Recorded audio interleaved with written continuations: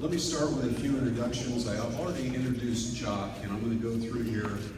Ken Goins is a DFW chief. If you haven't met Ken. Eggs, or Tom Egbert, is a Miami chief. Welcome, Tom. Nacho, another DFW chief. Cheers. Nacho, just recently in from Phoenix. You were there for quite a while. Tony is a DFW chief as well. Who isn't a DFW chief here tonight? Okay, Andy Simons from LaGuardia. If you're up there, you know Andy. Alan Johnson was a DFW chief. Now he's your 737 training and standards captain. Russ Moore, raise your hand, Russ. He's my right and left-hand man. He is our director of line ops. It was a DFW chief. And he was a DFW chief. Larry Abernathy is our 7576 fleet training and standards captain. Is there anybody else here that I've missed? Derek, you all know Derek. He goes without introduction. Anybody else? Oh, Chris Broom, raise your hand. I talked about Chris. He's one of the 4 MDs, and he manages that whole empire over there around the Sims and training and admin. So, listen, so just a few words tonight. I like to do it here as opposed to out there in the auditorium, just because it makes more sense to be around an old airplane when you talk about leadership and legacy. But I'm going to start by saying that I think that I know there's probably 1 or 2 exceptions in this room or in the hangar tonight. But I think for most of us, checking out as captain for American Airlines has us at the pinnacle of visible leadership in our professional work lives. I know it's true for me. Nothing I did before that, Chief or Air Force or otherwise, was as important as that moment.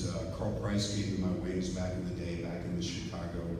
Nothing I did after that, chief worker or otherwise, was quite as important as that special leadership moment when I was given my wings. I'm guessing the same is true for you. But there's a saying that says, start with the end in mind. So I just want to take a couple minutes and start with leadership and end with legacy. I want you to take everything you've ever been taught about leadership, all the great examples, the great captains that you've flown with or worked with, all the bad captains that you've ever flown or worked with, anything connected to leadership. And if you'll do this for me, distill it down into the parts and pieces that resonate with you, all right? And take that and call those your core leadership principles. And then take your core personal values, the things you stand on and the things you stand for, the non-negotiables in your life, put those together and make a decision about what kind of a leader or a captain you're going to be for American Airlines.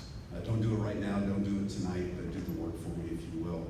And then I want to talk about legacy. I like to talk about legacy and the fact that there's a law of legacy and 3 parts to it. The first is that we're all going to leave a legacy. It's either going to be intentional or unintentional, or accidental, I should say. If you leave a legacy that you have given no thought to or consideration, you'll leave a legacy that's not thoughtful or considered.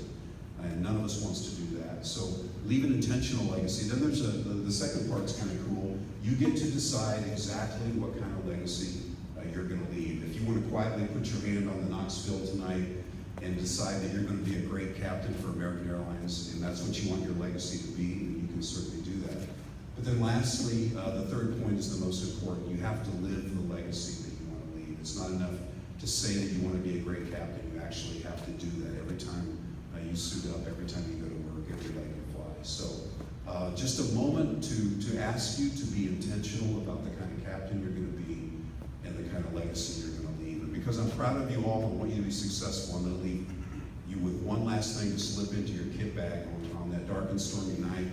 You've got a decision to make and you've got options. Just pause and ask yourself at that time, what would a great captain do? Okay, what would a great captain do? And when you ask yourself that question, I promise you within moments you'll have the answer. You'll know what a great captain would do. And here's the other promise I'll make you. When you're out in the operation trying to do what a great captain would do, Kimball Stone, myself, these chiefs, flight leadership, we will run to help you and support you as you're trying to do what a great captain would do. So I'll end with this. I'm going to grab my beer. I've got a toast for you all. To American Airlines' newest captains, to the great leaders you are, the legacies you'll leave, and the great captains you're becoming, okay? Congratulations. Thank you.